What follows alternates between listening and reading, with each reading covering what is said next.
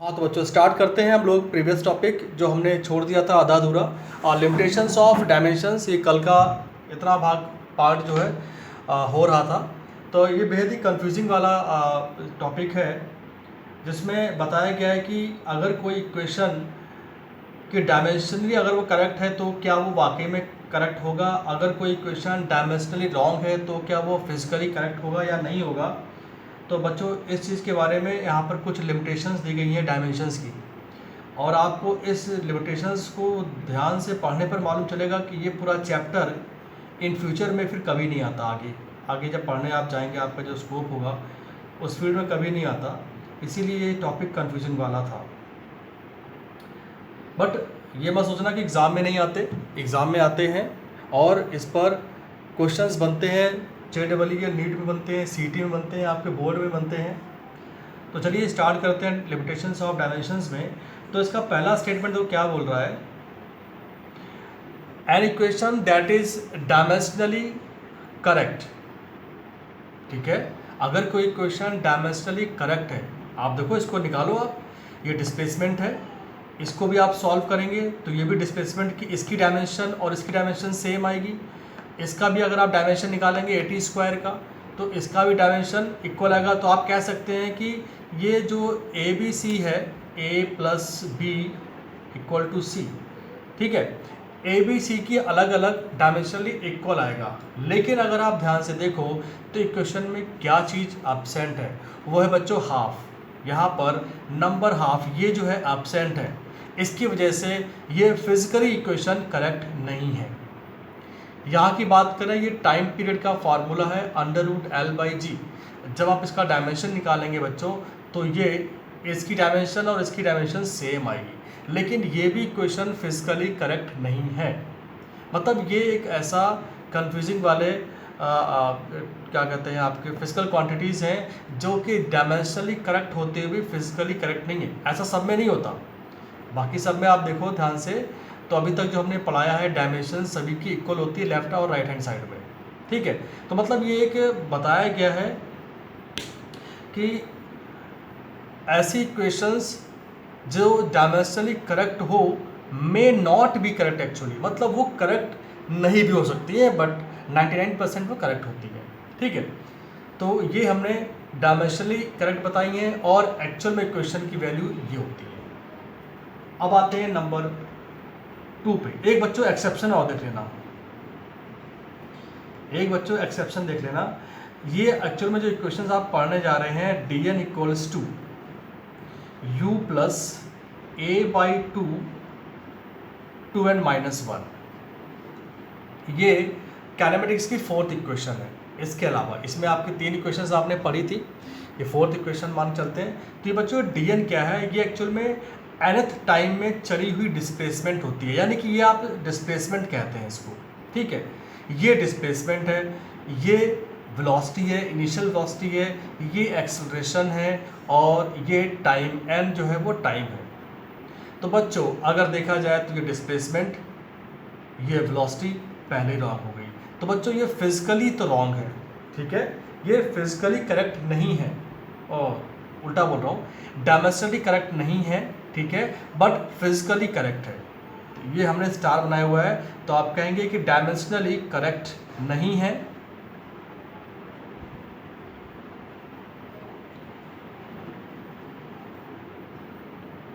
Dimensionally not correct.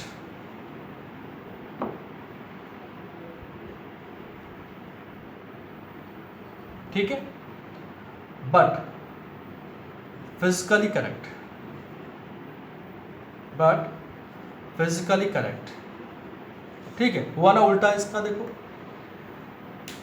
तो ये actual में सारी इक्वेशंस ऐसे नहीं, यही जो इक्वेशंस हमने आपको बताई हैं ये इक्वेशंस एक्सेप्शन है जो कि फिजिकली करेक्ट है बट डायमेंशनली करेक्ट नहीं है। इस वाले में क्या बताया था कि कोई अगर इक्वेशन डायमेंशनली करेक्ट है तो may not be correct actually, मतलब ये डायमेंशनली करेक्ट है बट ये फिजिकली करेक्ट नहीं है, और इसकी फिजिकल इक्वेशन देखो ये आती है। तो ये आप बहुत ही सही बहुत ही ध्यान से आप ये सुनिएगा और इसको आप दिमाग में रखिएगा। लेकिन इसके अलावा जो और इक्वेशंस आपने पढ़ी है अपनी बुक में वो डायमेंशनली भी करेक्ट है और वो फिजिकली भी करेक्ट है। ठीक है, एक्सेप्शन तो हर जगह होता है, तो जो एक्सेप्शन चीज़ें हैं वो हमने आपको बता दी यहाँ पर। तो इस बच्चों से नोट कर लीजिए, फिर आते हैं सेकंड वाले टॉपिक, सेकंड वाले लिमिटेशंस पर आते हैं। तो बच्चों देखिए सेकंड रूल या सेकंड लिमिटेशन देखिए इसकी, बहुत सारी फिजिकल क्वांटिटीज़ फिजिकली अलग अलग होती हैं लेकिन उनकी डायमेंशंस सेम हो सकती हैं या सेम पाई जाती हैं।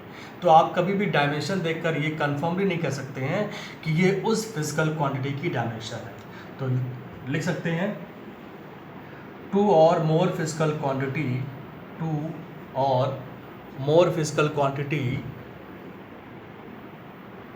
और मोर फिजिकल क्वांटिटी या क्वांटिटीज़,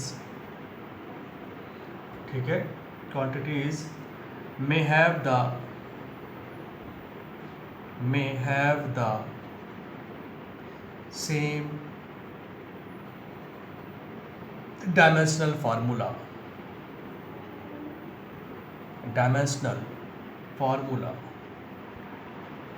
ठीक है। वो कौन कौन से देखिए, work done, force into displacement, इसका डायमेंशन m1 L2 T-2, आप निकाल के देखिएगा। ठीक है, टॉर्क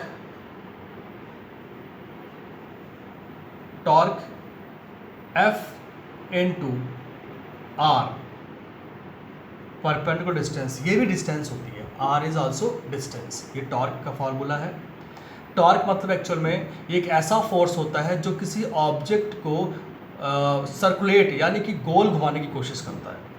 और वर्क डन क्या होता है, ये एक ऐसा मतलब किया गया वर्क डन है जो किसी पर फोर्स लगाने पर उसका मोशन स्ट्रेट लाइन में होता है और हमें उससे एनर्जी मिलती है और वर्क डन होता है उससे।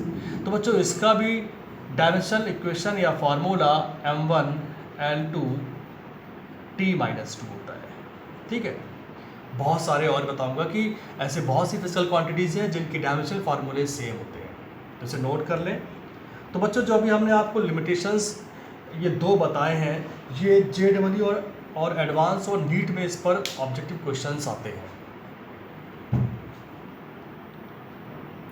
तो बच्चों हम लोग एप्लीकेशन पढ़ रहे हैं एक्यूरेसी ऑफ फिजिकल फार्मूले, एक्यूरेसी ऑफ फिजिकल फार्मूले, ये सेकंड एप्लीकेशन चल रहा है।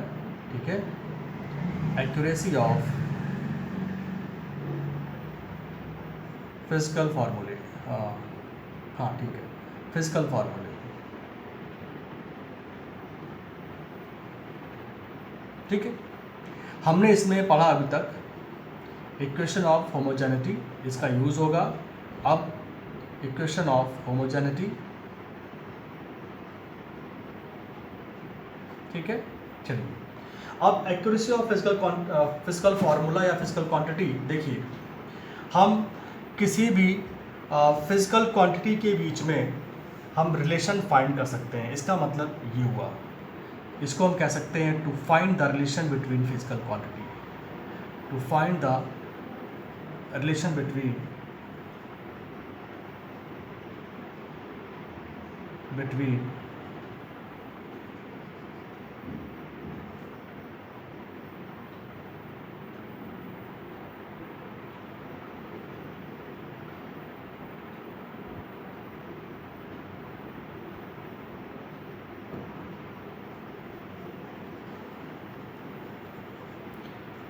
Physical quantity.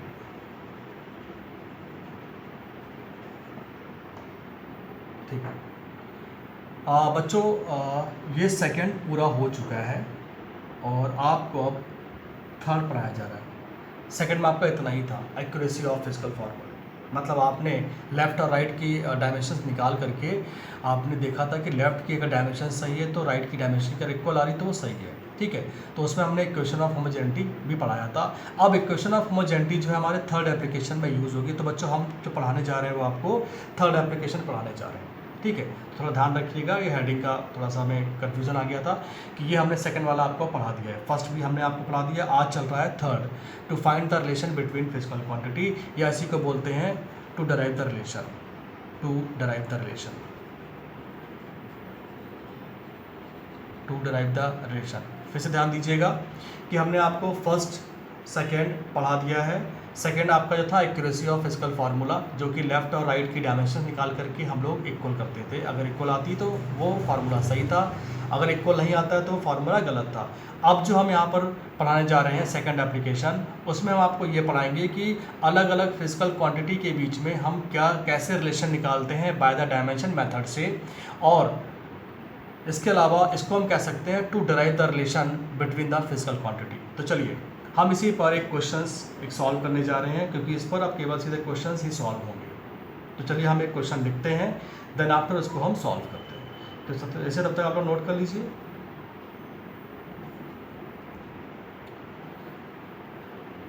तो बच्चों क्वेश्चन है, प्रॉब्लम फॉर ए पार्टिकल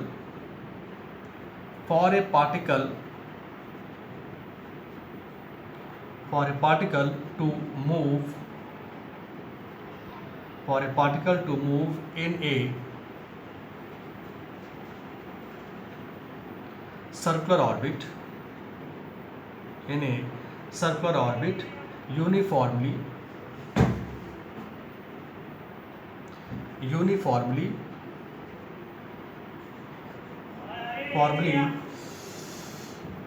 एक मिनट,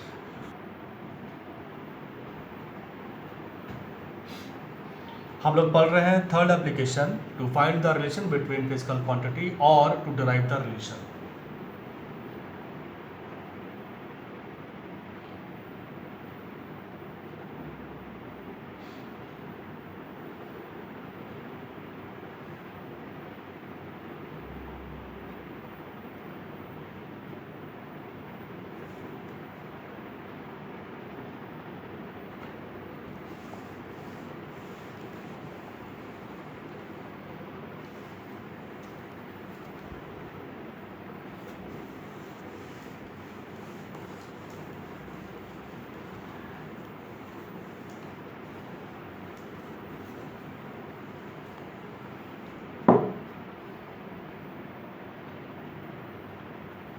तो देखिए बच्चों,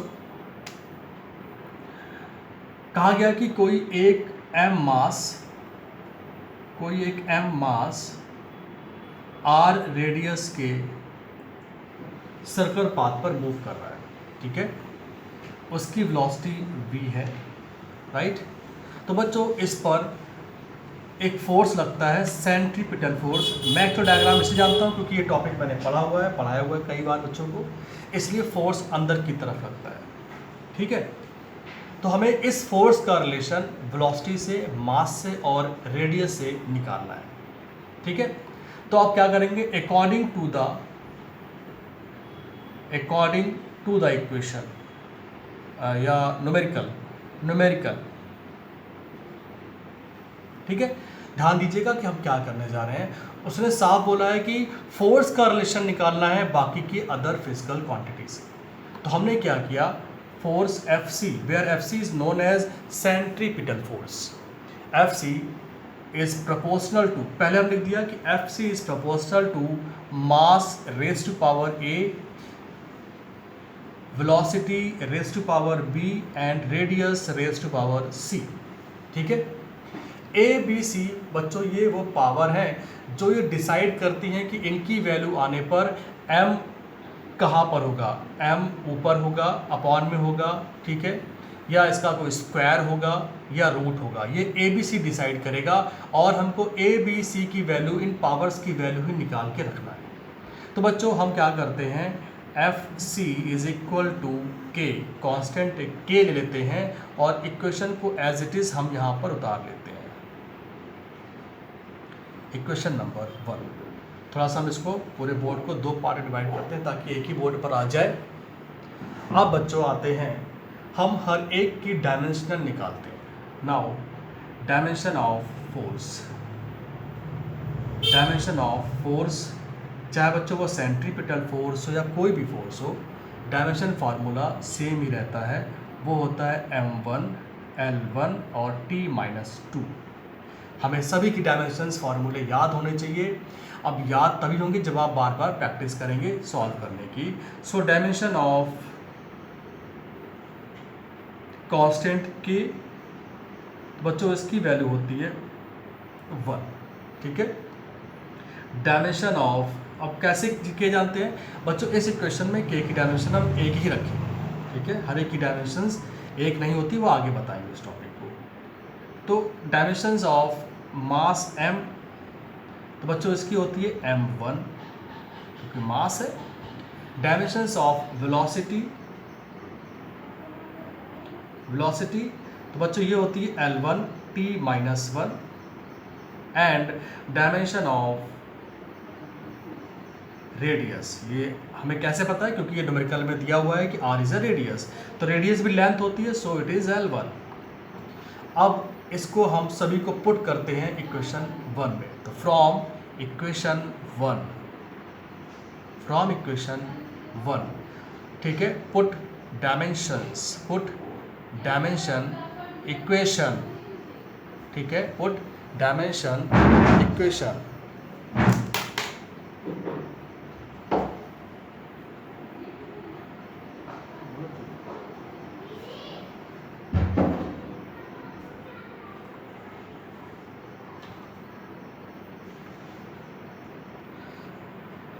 ठीक है, so put in dimension equation, तो क्या करेंगे, देखिए FC की वैल्यू है m1 l1 t-2 is equal to 1, m की डायमेंशन m1 पावर a, v की डायमेंशन l1 t-1 पावर b, and dimension of radius l1 पावर c। अब हम राइट साइड वाले को हम सभी को एक साथ लेते हैं, तो ये बच्चों की क्वेश्चन आ जाएगी m⁻⁴ क्योंकि अब a अंदर जाएगा, ठीक है, एंड lb t-b, क्योंकि अगर होल पावर ब्रैकेट के बाहर जो पावर दी होती है, जब उसको अंदर लेते हैं तो उनकी सभी क्वांटिटीज़ के पावर में उसका मल्टीप्लाई हो जाता है, ठीक है, तो वैसे ही आएगा। नाउ LC, अभी और सॉल्व करते हैं इसको, तो ये बच्चों आ जाएगा m एक ही बार है तो a, l यहाँ पर बच्चों 2 बार है और वो भी मल्टीप्लाई में है, तो lb+c एंड t-b, ठीक है। सो m1 l1 t-2, तो आप देख पा रहे हैं हमारे पास ये क्वेश्चन बन के आई। तो बच्चों ये है आपका LHS और ये आपका है RHS, ठीक है। नाउ इक्वेटिंग इट्स पावर्स, ठीक है, फ्रॉम बोथ साइड, मतलब m का इक्वेट करेंगे m के साथ में, l का इक्वेट करेंगे l के साथ में, t की पावर को इक्वेट करेंगे t की पावर के साथ में। तो बच्चों यहाँ से नोट कर लें ताकि हम आगे बढ़ें।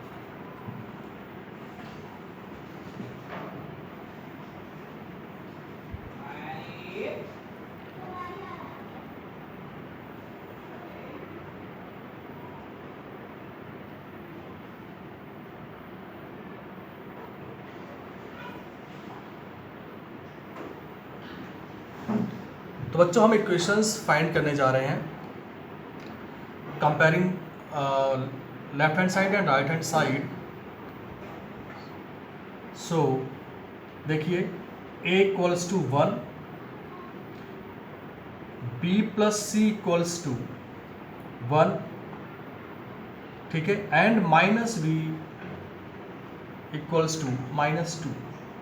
तो आप कह सकते हैं कि b की वैल्यू 2 है, तो बच्चों c की वैल्यू क्या आएगी, तो 2 plus C equals to 1, right. So c equals to -2 plus 1 means -1, ठीक है। अब हम क्या करते हैं, c की वैल्यू आ गई तो a की वैल्यू पता हो गई, b की वैल्यू पता हो गई और हमें c की वैल्यू पता हो गई। So now put in equation 1, put the value in equation 1। देखो इक्वेशन 1 क्या थी हमारे पास, f equals to k m raise to power a, और a की वैल्यू क्या है बच्चों 1, ठीक है। वेलोसिटी v, इसकी पावर क्या थी b, तो b की वैल्यू क्या है बच्चों 2, एंड r की पावर c था तो c की वैल्यू क्या है -1।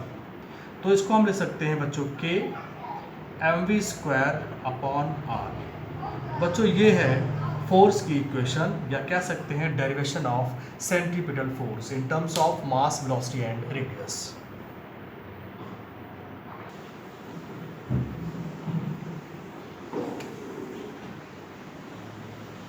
ठीक है बच्चों, तो अब हम आपको होमवर्क देने जा रहे हैं इसी थर्ड एप्लीकेशन पर। सो हम homework based on third application, derive an expression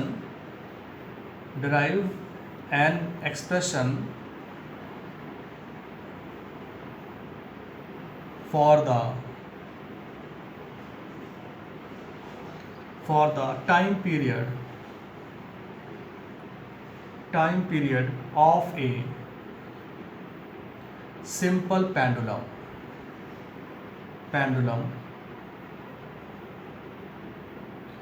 of length L,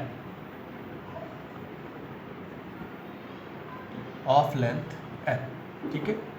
तो हम थोड़ा सा आपको हिंट दे देते हैं, ठीक है, हिंट की फॉर्म में, क्योंकि हमें केवल फॉर्मूले पे ज़्यादा जोर नहीं देना है, हमें केवल कैसे करना है, कैसे डिराइव करना है ये पता होना चाहिए। तो derive an expression for the time period. तो बच्चों टाइम पीरियड t का, हमें t के का रिलेशन निकालना है सिंपल पेंडुलम की लेंथ l से, राइट। तो बच्चों यहाँ पर एक टर्म्स नहीं दिया है जो कि छुपा हुआ है, क्योंकि हमें टाइम पीरियड का फॉर्मूला हमको पता है। तो हम मान लेते हैं कि टाइम पीरियड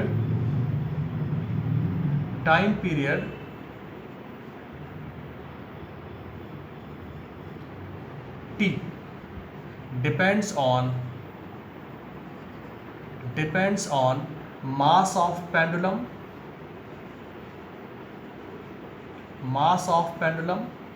m, ठीक है, एंड ग्रेविटी ऑल्सो, ठीक है। ध्यान दीजिएगा कि ये ग्रेविटी पर भी डिपेंड करता है। तो आपको हम हिंट देते हैं कि t time period is proportional to, right, mass of the pendulum raise to power a and length of the pendulum raise to power b and g raise to power c। ये हमने आपको hint दे दिया है कि time period of the pendulum is directly proportional to mass of the pendulum, length of the pendulum and the gravity of the pendulum। तो बच्चों हमें ABC की वैल्यू निकाल करके हमें एक रिलेशन फाइंड करना है टाइम पीरियड का in terms of mass, length and gravity, ठीक है। तो आप लोग इन सभी की डायमेंशंस अगर जानते होंगे तभी आप कंपेयर कर पाएंगे और तभी आप इनके रिलेशंस को फाइंड कर पाएंगे by the finding the value of A, B and C। इसे नोट कर लीजिए आप लोग।